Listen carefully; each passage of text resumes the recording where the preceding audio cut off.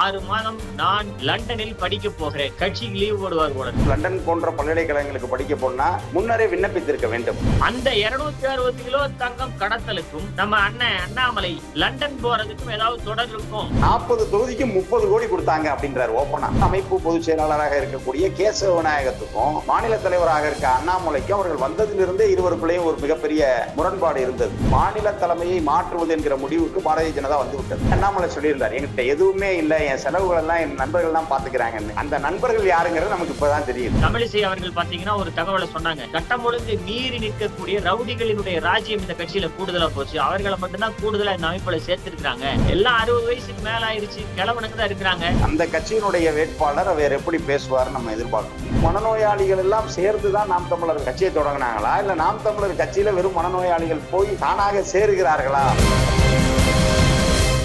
அனைவருக்கும் அன்பு வணக்கம். தமிழ்நாட்டில் இருக்கக்கூடிய மக்கள் பிரச்சனைகளை முன்னிறுத்தி தமிழ்நாட்டு மக்களுடைய நலன்களை வளங்களை எந்த அளவுக்கு சாதிய மதவாத எண்ணம் படைத்த அமைப்புகள் எல்லாம் சுரண்டி கொண்டிருக்கிறது என்பதை தெரிவிப்பதற்காக உங்களோடு நாங்கள் தொடர்ந்து ஒவ்வொரு வாரமும் பேசிக் கொண்டிருக்கிறோம் என்பது உங்கள் அனைவருக்கும் தெரியும். நம்முடைய திராவிட இயக்க தமிழர் பேரவையின் தெற்கு மண்டல பொறுப்பாளரும் துணை பொதுச் செயலாளருமான தோழர் வைரமுத்து அவர்கள் நம்மோடு இப்போது இணைந்திருக்கிறார். நண்பர்களே, எல்லாருக்கும் தெரியும், பாரதிய ஜனதா கட்சியினுடைய மாநில தலைவர் அண்ணாமலை அவர்கள் இப்ப என்ன பண்றாருன்னா, 6 மாதம் நான் லண்டனில் படிக்க போகிறேன், கட்சிக்கு லீவ் போடுவார் போல இருக்கு. சமூக எண்ணம் படைத்த மக்கள் பணியாற்றுகிறவர்கள், எனக்கு இந்த வாய்ப்பு வழங்கப்பட்டிருக்கிறது என்று நினைப்பவர்கள் மக்கள் பணியாற்றக்கூடிய நேரத்தில் இப்ப என்ன படிக்கிறாருன்னு எனக்கு புரியல. அரசியல் படிக்க போறேங்க.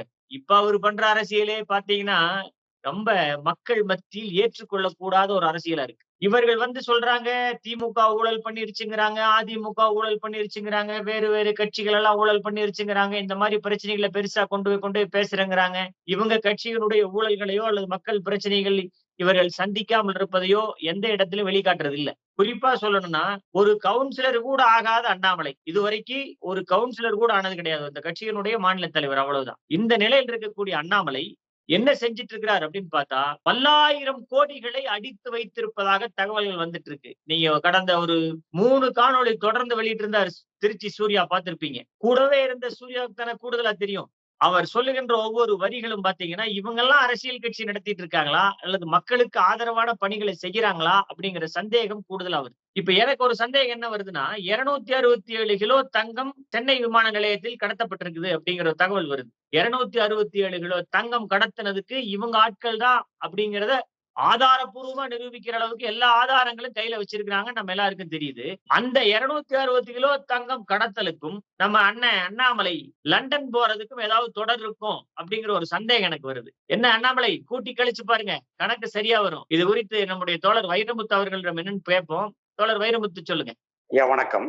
வணக்கம். அதாவது அண்ணாமலை அவர்களுடைய இந்த திடீர் முடிவு, அதாவது பாத்தீங்கன்னா தேர்தலுக்கு முன்பு வரை அவர் நடந்து கொண்டதுக்கும் நாடாளுமன்ற தேர்தல் முடிந்த பிறகு அவர் தேர்தல் வாக்கு எண்ணிக்கைக்கு பிறகு அவர் பேசுவதற்கும் நடந்து கொள்வதற்கும் ஒரு மிகப்பெரிய வித்தியாசம் இருக்கு. இப்போ ஒரு இடத்துக்கு நீங்க படிக்க போறீங்க அப்படின்னா, அதுவும் லண்டன் போன்ற பல்கலைக்கழகங்களுக்கு படிக்க போனா முன்னரே விண்ணப்பித்திருக்க வேண்டும். ஏன்னா பல லெவல்ல ஸ்கிரீனிங்க்கு அப்புறம் தான் உங்களுக்கு அந்த இதே வரும், ஆர்டர் வரும், நீங்க கோர்ஸ் ஜாயின் பண்ணிக்கலாம் அப்படின்னு. ஆக அதற்கு முன்பு எப்போதுமே இப்படி ஒரு அப்ளை பண்றாரு, இப்படி ஒரு கோர்ஸ் அவர் ஜாயின் பண்ண போறாருங்கிற எந்த தகவலுமே இல்லாத நிலையில் திடீரென அவர் வந்து படிப்புக்கு போகிறார் அப்படிங்கிற ஒரு தகவல் வந்து பரவ தொடங்கியது. இதுல நான் எப்படி பாக்குறேன் அப்படின்னா, இந்த நாடாளுமன்ற தேர்தல் தோல்விக்கு பிறகு பாஜகவினுடைய உட்கட்சி பூசல் அப்படிங்கிறது வந்து விஸ்வரூபம் எடுத்திருக்கிறது. இப்ப மதுரையிலே பாத்தீங்கன்னா ஓப்பனா வந்து மதுரை புறநகர் மாவட்ட பாஜக வந்து போஸ்ட் அடிச்சு ஒட்டினாங்க. அந்த பூத்துக்கு செலவு செய்வதற்காக வந்த காசை வந்து மேலிடத்திலேயே வந்து மாநில தலைமை வந்து அமுக்கி விட்டது அப்படின்னு சொல்லிட்டு, இப்போ இததான் வந்து வெவ்வேறு விதமாக அந்த கட்சியில இருக்க எல்லாரும் பேசுறாங்க. அதாவது ஓப்பனாவே சொல்றாங்க, ஒரு வேட்பாளர் ஒரு நாடாளுமன்ற தொகுதிக்கு இவ்வளவுதான் செலவு செய்யணும்னு வரைமுறை இருக்கு, தேர்தல் ஆணையம் சொல்லுது. ஆனா நீங்கள் குறிப்பிட்ட திருச்சி சூர்யா என்ன சொல்றாருன்னா, கூட்டணி நின்ற இடத்துக்கு 40 தொகுதிக்கு 30 கோடி கொடுத்தாங்க அப்படின்றாரு ஓப்பனா. அந்த 30 கோடி எங்க போச்சுன்றது இவருக்கு தான் தெரியும், அமைப்பு செயலாளர் கேசவ விநாயகத்துக்கு தான் தெரியும் அப்படிங்கிறார். ஏன்னா பாஜகவில் வெளிப்படையாகவே அண்ணாமலை ஒரு அணியாகவும் அதனுடைய அமைப்பு பொதுச் செயலாளராக இருக்கக்கூடிய, அதாவது எப்பயுமே அந்த கட்சியில அமைப்பு பொதுச் செயலாளர்னு ஒரு பதவி இருக்கும். அந்த பதவி வந்து ஏன்னா நேரடியாக RSS இருந்து அனுப்பப்பட்டிருக்கிறவர் அல்லது RSS உளவாளி, அவர் தான் அந்த பதவியில இருப்பார். அது தேசிய அளவிலும் அந்த பதவி இருக்கும், ஒவ்வொரு மாநிலத்திலையும் இருக்கும். அவரு தான் RSSக்கும் பிஜேபிக்குமான ஒரு பாலமாக இருப்பார். அவங்க சொல்றதை இங்கேயும், இங்கே சொல்றது அங்கேயும். அப்படி தமிழ்நாடு பாஜகவிற்கு அமைப்பு பொதுச் செயலாளராக இருக்கக்கூடிய கேசவ விநாயகத்துக்கும் மாநில தலைவராக இருக்க அண்ணாமலைக்கும் அவர்கள் வந்ததிலிருந்தே இருவருக்குள்ளேயும் ஒரு மிகப்பெரிய முரண்பாடு இருந்தது. அப்போ அந்த முரண்பாடுகள் எல்லாமே இந்த தேர்தலுக்கு பிறகு பெரிய அளவிற்கு வந்திருக்கிறது. அததான் திருச்சி சூர்யா என்ன சொல்றாருன்னா, கேசவ விநாயகத்தை அந்த இடத்துல கொச்சைப்படுத்தி சொல்றாரு. ஏன்னா அவர் அண்ணாமலையோடு இணக்கமாக இருக்கிறவர் அப்படிங்கிற அடிப்படையில கேசவ விநாயகம் தான் அந்த 30 கோடியை அமுக்கிட்டாரு, கீழே வரைக்கும் அந்த பணம் போகல என்பதை போன்ற ஒரு செய்தியை சொல்லுகிறார் திருச்சி சூர்யா. அப்போ இந்த தேர்தல் தோல்விக்கு பிறகு இந்த உட்கட்சி பூசல், அதே போல பொது வெளியில் வெளிப்படையாக ஆந்திர முதல்வர் சந்திரபாபு நாயுடு பதவியேற்பு விழாவில் தமிழிசையை உள்துறை அமைச்சர் அமித்ஷா கண்டிச்சதெல்லாம் பார்த்தோம். அப்போ இதெல்லாத்தோட அடுத்த கட்ட வடிவமாக மாநில தலைமையை மாற்றுவது என்கிற முடிவுக்கு பாரதிய ஜனதா விட்டது. அப்போ அந்த இடத்துல தான் மீசையில் மண்ணோட்டவில்லை என்கிற கதையாக படிக்க போகிறேன், அதனால் தான் நான் விட்டு கொடுத்துட்டேன் இந்த பதவியை என்பதை போல ஒரு சூழலை ஏற்படுத்தி விட்டு அவர் போகணும் அப்படிங்கிறதுக்காகத்தான் இதையெல்லாம் அவர் செய்து கொண்டிருக்கிறார். இன்னொன்று நீங்கள் குறிப்பிட்ட அந்த தங்கம் கடத்தல் வழக்கு, இது இதில் பிடிபட்டிருக்கிற நபர் யார் அப்படின்னா பிருத்வி அப்படின்னு சொல்லி பாஜகவினுடைய மிக முக்கிய பொறுப்பாளர். அதோடு மட்டுமல்ல, அண்ணாமலையோடு இணக்கமாக இருக்கிறவர். இப்போ நீங்க அண்ணாமலையை சுற்றி இருக்கிறவர்கள் மீது தொடர்ச்சியாக புகார் வந்துகிட்டே இருக்கு. இப்ப அமர் பிரசாத் ரெட்டி அண்ணாமலையோடு மிக நெருக்கமாக இருந்தவர், அவர் பல்வேறு புகார்களில் சிக்கி இருக்கிறார். அதே போல ஆருத்ரா மோசடி வழக்கு, நிதி நிறுவன மோசடி வழக்கில இவரோடு மிக துணையாக இருந்த பல பிரமுகர்கள் அதுல கைது செய்யப்பட்டிருக்கிறார்கள். திரைப்பட நடிகர், தயாரிப்பாளர் ஆர் கே சுரேஷ்ல இருந்து அதே போல பல பாஜகவினுடைய பொறுப்பாளர்கள், குறிப்பாக அண்ணாமலைக்கு நெருக்கமானவர்கள்லாம் கைது செய்யப்பட்டிருக்கிறார்கள். அதே போல பாத்தீங்கன்னா இப்போ இந்த தங்க கடத்தல் வழக்கு, இதே போல கோவில்களை புதுப்பிக்கிறேன்னு சொல்லி ஒருத்தன் இணையதளம் வாயிலாக பணம் வாங்கினார், கோபிநாத்னு ஒருத்தர்.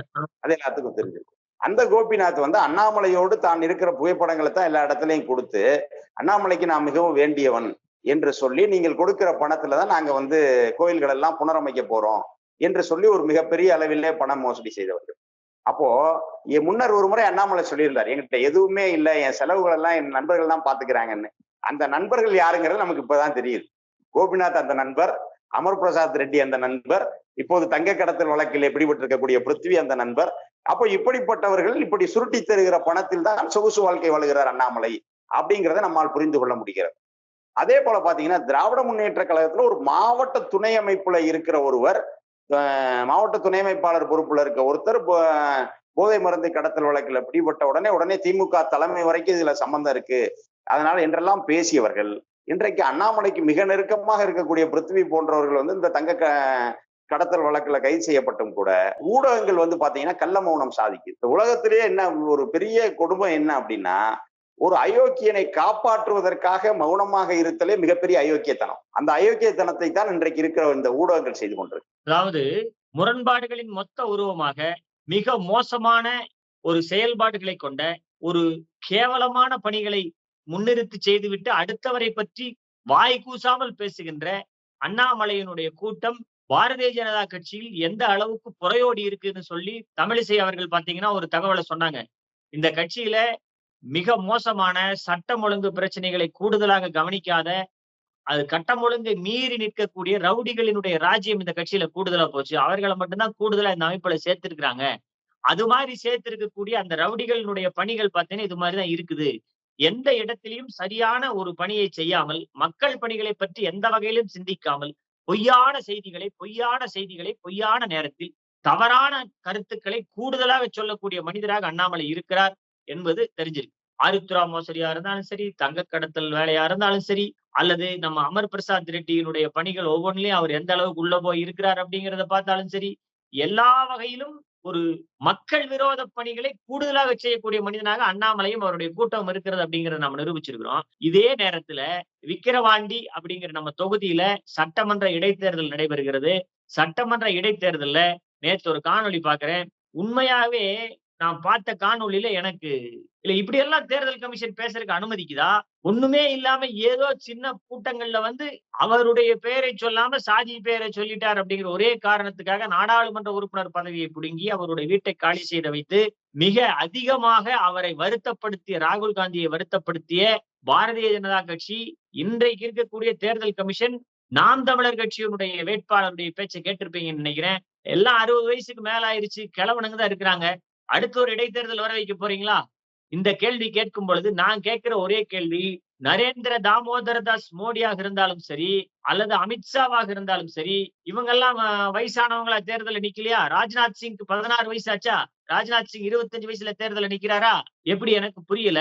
இந்த அம்மா இடைத்தேர்தல்ல பேசும்போது, இந்த அம்மா மட்டும் தான் பேசுதுன்னு பார்த்தா, இந்த அம்மாவுடைய தலைவராக இருக்கக்கூடிய தலைமை ஒருங்கிணைப்பாளர் சீமானும் அதத்தான் பேசுறாரு. ஆக, தான் ஒரு துளி விஷம் அப்படிங்கிறது பாத்தீங்கன்னா, ஒரு குடம் பால்ல விழுகும்போது முழுமையா அத்தனை விஷமா மாறிடுதுங்கிற மாரி, நாம் தமிழர் கட்சியே ஒரு விஷமிகளுடைய கூட்டமாக மிக கேவலமாக நிற்குதே. இது குறித்து என்ன பேசலாம்? சொல்லுங்க. அதாவது இங்க அரசியல் நாகரிகம் என்பது வந்து கொஞ்சம் கூட தெரியாத ஒரு கட்சி. அதாவது அந்த கட்சியினுடைய வேட்பாளர் வேற எப்படி பேசுவார்ன்னு நம்ம எதிர்பார்க்க முடியும். என்னை பொறுத்தளவு வியப்பு அதுதான். அதாவது சொல்லுவாங்க, உன் நண்பனை சொல் நீ யார் என்று சொல்லுகிறேன்னு ஒரு பழமொழி இருக்கு. அது அரசியல்ல வந்து உன் தலைவனை சொல், உன் தொண்டன் எப்படி, ஒரு தலைவனை வைத்துதான் அவன் தொண்டனுடைய தகுதி மதிப்பிடப்படும். அந்த வகையிலே வந்து இந்த கட்சியினுடைய தலைவராக இருக்கிறவரே தரம் தாழ்ந்து பேசுகிறவர். அப்போ அவர்கிட்ட இருந்து பாடம் படித்திருக்கிற இந்த வேட்பாளர் எப்படி இருப்பார்? அதாவது இப்ப நான் கேட்கிறேன், ஒரே கேள்வி என்னன்னா, உங்க வீட்டுல வயதானவரே இல்லையா? நீங்க பொது வாழ்க்கைக்கு வேண்டாம், ஒரு சட்டமன்ற இடைத்தேர்தல் போட்டியிடுகிறவர்கள் என்று எடுத்துக்கொள்ள வேண்டாம். அப்போ நீங்க வந்து ஒரு சித்த மருத்துவர் அப்படின்னு தெரியுது. அப்போ ஒரு மருத்துவர் உங்களுக்கு ஒரு வயதினுடைய தன்மை என்ன, ஒருவருடைய இறப்புன்றது வந்து வெறும் வயது சார்ந்தது தானா? இன்னைக்கு எவ்வளவு பேர் இள வயது மரணங்கள் நடந்துகிட்டு இருக்கு. 40, 50, 50களிலேயே இன்றைக்கு மாரடைப்புகள் வந்து கொண்டிருக்கிறது. அதெல்லாம் உங்களுக்கு தெரியாதா? அப்போ ஒருத்தர் 60 வயது வந்துருச்சுன்னா உடனே அவர் இறந்து விட வேண்டுமா? அப்ப நாளைக்கு நாம் தமிழர் கட்சி வந்து இப்படி ஒரு சட்டம் கூட போடுமா? 60 வயதுல வந்து எல்லாரும் வந்து உயிரை விட்டுறணும் என்று சட்டம் போட்டு விடுமா? அப்படிங்கிறத நம்ம வந்து சிந்திக்க வேண்டி இருக்கிறது. அப்போ இது எந்த அளவுக்கு வந்து ஒரு அடிப்படை அறிவு கூட இல்லாதவர்கள் இன்றைக்கு அவர்கள் வேட்பாளராக நிற்கிறார்கள் அப்படிங்கிறத பாருங்க. அதாவது மக்கள் வந்து இதுல வந்து மிகப்பெரிய இது வந்து, நாங்க வந்து ஒரு மாற்று அரசியலுக்காக வாக்களிக்கிறோம் அப்படின்னு நினைச்சு இவங்களுக்கு ஓட்டு போடுற மக்களை பார்த்தால்தான் எனக்கு வந்து ரொம்ப அனுதாபமாக இருக்கிறது. கேட்டு பாருங்க, இப்படிப்பட்டவர்களுடைய பேச்சை கேட்ட பிறகும் அவர்களுக்கு வாக்களிக்கணுங்கிற எண்ணம் உங்களுக்கு எப்படி வருகிறது? இல்ல வந்து நீங்க தான் அடிக்கடி சொல்லுவீங்க, நாம் தமிழர் என்பது வந்து மனநோயாளி மருத்துவமனை அப்படின்னு சொல்லிட்டு. அப்போ போய் சேர்றவன் எல்லாருமே கரெக்டா அதை பார்த்து போய் சேர்றானா அப்படிங்கிறது நமக்கு தெரியல. ஏன்னா அந்த அளவுக்கு இது ஒரு வைத்தியம் பேசினால் கூட இன்னும் கொஞ்சம் நல்லா பேசுங்கிற அளவுக்கு தான் இவர்களுடைய பேச்சு இருக்கிறது. இது மிக மிக வன்மையாக கண்டிக்கத்தக்கது. நான் இதை வந்து வெறும் அரசியல் அரங்கு அப்படின்னு மட்டும் பார்க்கல. பொதுவாகவே இன்றைக்கு மூத்த குடிமக்கள், அப்படின்னு சொல்லி நம்ம எவ்வளவு ஒரு மரியாதையோடு அரசு வந்து பல்வேறு சலுகைகளை கொடுத்து நடத்துகிறது. ஆனா அவங்கள வந்து இவங்க எவ்வளவு கேவலமா இவங்க பேசுறாங்க அப்படிங்கிறத வந்து பார்க்கும் பொழுது இவங்க ஒவ்வொரு முறை அப்படித்தான். இப்ப மெரினாவை சொல்லும் போது திராவிட சுடுகாடு அப்படின்னாங்க. அப்போ இவங்களுடைய எல்லா பேச்சும் பாத்தீங்கன்னா தரம் தாழ்ந்த பேச்சுக்கள். அப்போ இத பார்க்கும் பொழுது நமக்கு வந்து என்ன ஒரு இது இருக்குன்னா, அப்ப இது ஒட்டுமொத்தமாக இந்த மனநோயாளிகள் எல்லாம் சேர்ந்துதான் நாம் தமிழர் கட்சியை தொடங்கினாங்களா, இல்ல நாம் தமிழர் கட்சியில வெறும் மனநோயாளிகள் போய் தானாக சேருகிறார்களா அப்படிங்கிற ஒரு சந்தேகம் நமக்கு வருகிறது. இது மக்கள் தான் இதை வந்து பார்த்து கொண்டிருக்கிறார்கள். இந்த மக்களுக்கு கண்டிப்பாக தெளிவு பிறக்கும் என்றுதான் நினைக்கிறேன். அடிமரம் வந்து அடிமரம் வேண்டியதில்லை, கிளை மரம் மட்டும் போதுன்னு சொல்ற மாதிரி இருக்கு. ஒரு மரத்தை அடிமரம் வேண்டியதில்லை, எனக்கு கிளை மரம் மட்டும் போதும் அப்படிங்கிற மாதிரி ஒரு சூழ்நிலை தெரியுது. எங்க ஊர்ல சொல்லுவாங்க தெளிவா, தென்னை மரத்துல மட்டைகள் இருக்கு இல்லையா, பழுத்தோலை பார்த்து குருத்தோலை சிரிச்சுதுன்னு சொல்லுவாங்க எங்க ஊர்ல. பழுத்தோலை பார்த்து குருத்தோலை சிரிச்சுதுன்னா அந்த குருத்தோலை பழுத்தோலை ஆகிறதுக்கு எவ்வளவு நாள் ஆகும்? இந்த அடிப்படை கூட தெரியாத ஒரு பிறவிகளை, ஒரு மனித பண்பு கொஞ்சம் கூட இல்லாத ஒரு கூட்டத்தை எதிர்த்து நாம் அரசியல் செய்ய வேண்டிய சூழ்நிலைக்கு வந்திருக்கிறோம். ஆனாலும் மக்கள் பணிகளுக்காக தொடர்ந்து நாம் இந்த வேலையை தொடர்ந்து செஞ்சுட்டு தான் இருக்க போறோம். இதுல எந்த சந்தேகமும் கிடையாது. இந்த மக்கள் பணியை அதிகமாக செஞ்சுட்டு இருக்கிற பொழுது எனக்கு ஒரு சந்தேகம் என்ன வருதுன்னா, இந்த போலோ பாபான்னு சொல்லி ஒரு ஆளு, அந்த போலோ பாபாங்கிற ஒரு ஆள் பின்னால இன்றைக்கு தமிழ்நாட்டில் கள்ளச்சாராய சாவுகள் 65, 66 என்பதை எந்த இடத்திலும் திமுக கழகமோ அல்லது முதலமைச்சர் தளபதி அவர்களோ எந்த இடத்திலும் வந்து நியாயப்படுத்தல. அவர் சொல்றார் தவறு நடந்து விட்டது, இதை வந்து எப்படி சரி செய்ய போறோம் அப்படின்னு பாக்குறோம்னு சொல்லி. ஆனா இந்த போலே பாபா அப்படிங்கிற சொல்ற ஒரு ஆளு 130 பேர் சாவுக்கு காரணமா இருந்திருக்கான். அவன் பேர்ல எந்த விதமான முதல் தகவல் அறிக்கையை கூட தாக்கல் செய்யாம முதல்ல அவனை தப்பிக்க வைக்கிறதுக்கான வழியை செஞ்சிருக்காங்க. அவன் காவல்துறையில வேலை செஞ்சு பல்வேறு இடர்பாடுகளை அங்க உருவாக்கின பின்னால நான் தான் சாமியார் அப்படின்னு சொல்லி கோட் சூட் போட்டு வந்து உட்கார்ந்து அவன் காலில் இருந்த மண்ணை தொட்டு கும்பிடுறாங்க அப்படிங்கிற சூழ்நிலை உருவாகும் பொழுது அப்பதான் தெரியுது தமிழ்நாட்டில் பெரியாருடைய பணி, அண்ணாவுடைய பணி, கலைஞருடைய பணி எந்த அளவுக்கு நம்மை பண்படுத்தி இருக்கிறது, எந்த அளவுக்கு நம்மை அடுத்த கட்டத்துக்கு எடுத்துட்டு போயிருக்குது இப்படிங்கிறத பாக்குற பொழுதுதான் தெரியுது தமிழ்நாடு நமக்கு பாதுகாப்பான ஒரு இடம். இந்த பாதுகாப்பு திராவிட பாதுகாப்பு, திராவிட இயக்கம் நமக்கு கொடுத்த கொடை. இந்த கொடையில தான் நம்ம எல்லாரும் பாத்தீங்கன்னா படிச்சவங்களா, பண்புள்ளவங்களா, இன்னும் சொல்ல போனா நாம் தமிழர் மாதிரி ஆட்கள் மீது எந்த விதமான தாக்குதலும் பண்ணாம, பாரதிய ஜனதா கட்சியினர் மீது எந்த விதமான தாக்குதலும் பண்ணாம, கொள்கை வழியாக பேசுவதற்கு மட்டுமே தயார். நம்முடைய கொள்கைகளை நாங்கள் வெளியே சொல்லுவோம், நீங்களும் சொல்லுங்கள், விவாதம் செய்ய தயார்னு பேசலாம். நம்ம ஒரு கருத்தை சொன்னோம்னா அது கருத்துக்கு எதிர்கருத்து, நீங்க சொன்னது தவறு, இந்த வகையில் நீங்க தப்பா சொல்லியிருக்கீங்க, உங்களுடைய கருத்து அல்லது உங்களுடைய வாதம் தவறானதுன்னு சொல்லி எதிர்வாதம் வைக்கிறதா இருந்தா நம்ம பேசுறதுக்கு நியாயம் இருக்கு, எதிர்வாதம் தாராளமா வைக்கலாம். ஆனால் இவர்கள் வாதம் செய்ய தயாராக இல்லை. ஏனென்றால் இவர்களிடம் சரக்கு இல்லை. கிணத்துல தண்ணி இருந்தாதானே குடத்துல எடுக்க முடியும். அங்க கிணறே வந்தி கிடக்குது. இங்க நம்ம கிட்ட நிறைஞ்சிருக்கிற கிணற்றில் நம்முடைய செய்திகளை கூடுதலாக சொல்வதற்கு, நாம் கூடுதலாக பயன்படுத்தக்கூடிய கருத்துக்களை அதிகமாக மக்கள் மத்தியில் சொல்வதற்கு திராவிடம் 100 மிக சரியான பணியை செய்து கொண்டிருக்கிறது. நாம் தொடர்ந்து செய்வோம். நன்றி, வணக்கம். வணக்கம். சனாதன சக்திகள் இந்தியா முழுக்க கட்டமைக்க நினைக்கும் மத வெறுப்பு அரசியலை தரவுகளோடு தகர்க்கும் நூல் சமத்துவ சமூக நீதி சிந்தனைகள். ஆசிரியர் பேராசிரியர் வே. சிவப்பிரகாசம். விலை ரூபாய் 160 மட்டும். புத்தகம் வாங்க திரையில் தெரியும் தொலைபேசி எண்களுக்கு தொடர்பு கொள்ளுங்கள். மேலும் கருஞ்சட்டை பதிப்பகத்தின் இணையதளத்துக்கு வாருங்கள்.